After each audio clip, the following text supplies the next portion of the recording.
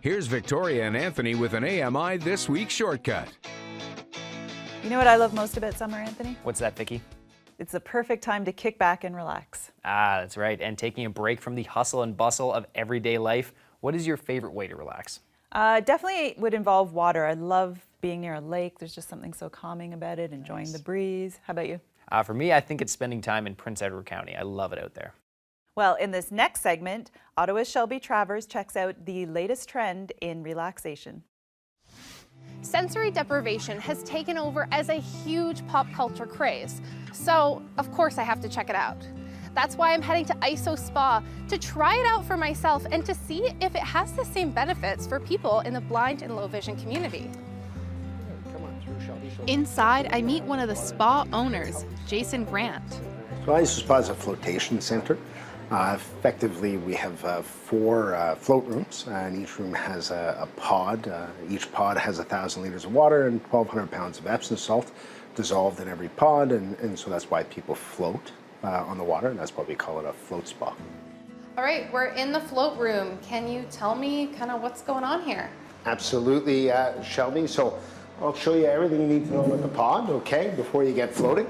First thing to know is you are always in control, so you can float with this lid up if you choose. Okay. There's a handle here. Use that to bring the lid down. We do suggest you float with your head at this end of the pod. Okay. That way you know the lights to the left, call buttons to the right. Of And course. when you want to get out, you can just push It's up. easier to push up. Yeah, Awesome. it is. Okay. So I guess it's time for me to start floating. That's it. Absolutely. Jason leaves me to climb in, and I start my first ever float. Oh, you instantly start floating. Oh, this is weird. Inside the pod, I feel the world melt away. So the pod itself actually, so a lot of people have sort of likened it to almost like a spaceship or a big egg or a sports car. So it's actually quite large. You know, it's about 8 feet long by 5 feet wide and about 4.5 feet high. And it's shaped very much like a dome, if you will. And it's all made of a sort of a marine grade fiberglass.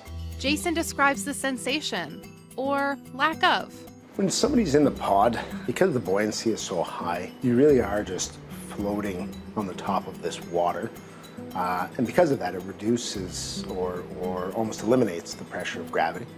The water is heated to about skin temperature, so you actually lose track of where the water is and where your body begins, if you will. Typically, people do it in the dark and in complete silence.